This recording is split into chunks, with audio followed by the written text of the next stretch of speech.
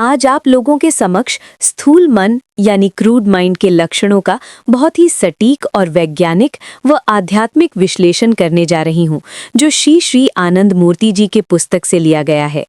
योग दर्शन और आधुनिक मनोविज्ञान के समन्वय से इन लक्षणों को और गहराई से समझा जा सकता है। जब मन स्थूल होता है तो वो चेतना के निम्न केंद्रों यानी लोअर चक्रास और आदिम मस्तिष्क यानी रेप्टिलियन ब्रेन से अधिक संचालित होता है। निम्नलिखित बताए गए बिंदुओं को कुछ और वैज्ञानिक और दार्शनिक संदर्भों के साथ विस्तार किया गया है। 1. जैविक और हार्मोनल तंत्र। स्थूल मन की अवस्था में शरीर का सिंपैथेटिक नर्वस सिस्टम अक्सर सक्रिय रहता है। Dopamine loop. स्थूल मन तात्कालिक संतुष्टि यानी इंस्टेंट ग्रेटिफिकेशन चाहता है। जंक फूड, सोशल मीडिया की लत या नशा, ये सभी डोपामीन के स्तर को अचानक बढ़ाते हैं, जिससे व्यक्ति बार बार इन्हीं सुखों की ओर भागता है। कॉर्टिसोल और एड्रेनलिन।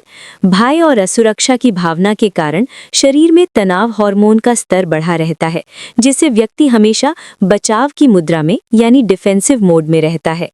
ग्रंथियों का प्रभाव। योग विज्ञान के अनुसार मूलाधार और स्वाधिष्ठान चक्रों से जुड़ी ग्रंथियों की अधिक सक्रियता व्यक्ति को काम वासना, भय और संग्रह यानी अक्यूमुलेशन की ओर धकेलती है। 2. व्यवहारिक संकेत और अमिग्डाला हाईजैक। जब आप कहते हैं कि क्रोध और आवेग पर नियंत्रण कम होना, तो आधुनिक मनोविज्ञान में इसे अमिग्डाला हाईजैक कहा जाता है। स्थूल मन में प्री फ्रंटल कॉर्टेक्स यानी जो तर्क और निर्णय लेता है, कमजोर पड़ जाता है और अमिग्डाला यानी जो भावनाओं और डर को नियंत्रित करता है, हावी हो जाता है। यही कारण है कि व्यक्ति बिना सोचे समझे प्रतिक्रिया यानी रिएक्ट करता है, जबकि सूक्ष्म मन वाला व्यक्ति प्रतिक्रिया की जगह रिस्पॉन्ड देता है। 3. संज्ञानात्मक सीमाएं। संकीर्ण दृष्टिकोण। स्थूल मन स्व तक सीमित होता है। इसमें परहित या वसुधैव कुटुंबकम जैसी भावनाएं नहीं पनप पाती।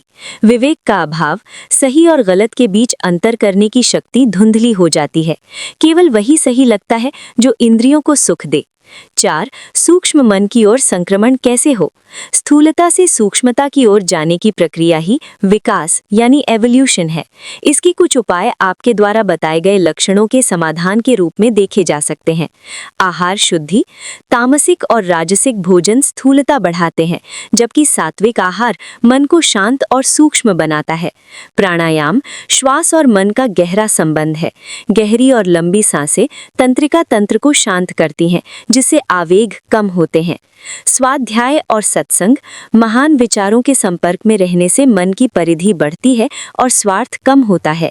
सेवा यानी सेल्फलेस सर्विस। दूसरों की मदद करने से अहंकार की कठोरता कम होती है और मन सूक्ष्म होता है।